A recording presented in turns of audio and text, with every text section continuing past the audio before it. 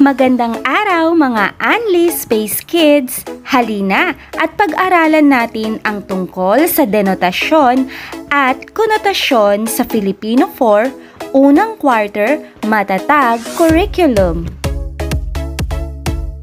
Ang pagbibigay kahulugan sa salita ay maaaring suriin sa denotasyon o konotasyong kahulugan nito. Ano nga ba ang denotasyon?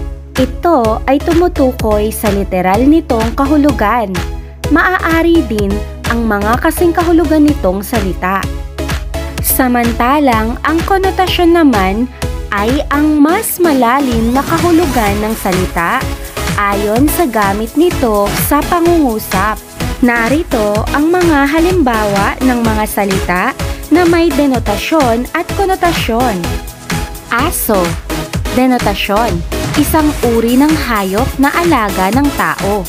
Konotasyon, kaibigan, matapat, tagabantay.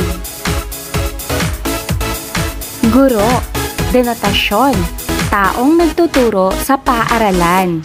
Konotasyon, gabay, inspirasyon, tagapagturo ng buhay. Puso, denotasyon, isang bahagi ng katawan na nagpapadaloy ng dugo. Konotasyon, pag-ibig, emosyon, damdamin. Langit, denotasyon, bahagi ng kalawakan sa itaas ng lupa. Konotasyon, kaligayahan, kapayapaan, paraiso. Bahay, denotasyon, estruktura na tirahan ng tao. Konotasyon, pamilya, pagmamahalan, kanlungan. Bagyo, denotasyon, malakas na bagyong may hangin at ulan. Konotasyon, problema, pagsubok, kalamidad. Araw, denotasyon, bituin sa gitna ng solar system. Konotasyon, liwanag, pag-asa, simula. Kabayo, denotasyon, isang uri ng hayop na ginagamit sa pagsakay o paghila. Konotasyon, lakas, tibay, kasipagan. Tinik, denotasyon, matulis na bahagi ng halaman. Konotasyon, sakit, panganib, pagsubok. Tulay, denotasyon, estruktura na nagdurugtong sa dalawang pampang.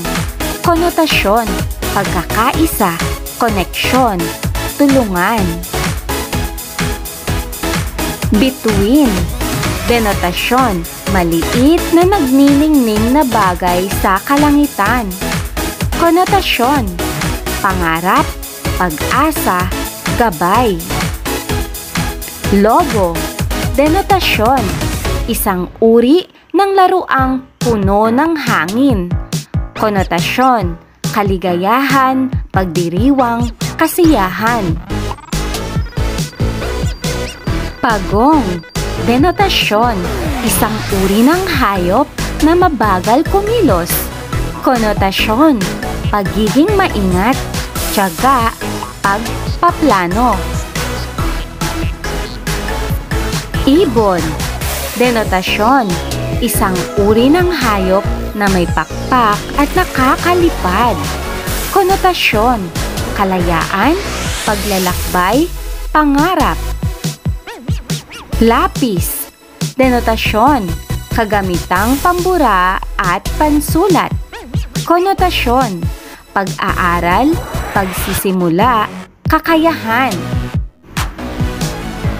O mga bata, para sa pagsasanay na gawain, kumuha ng lapis at papel.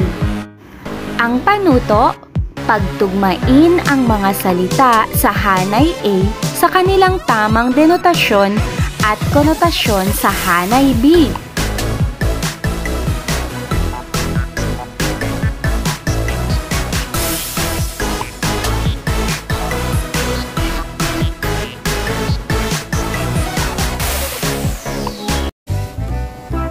Huwag kalimutang mag-like, subscribe, share, at i-hit ang notification bell para lagi kayong updated sa aming mga bagong video.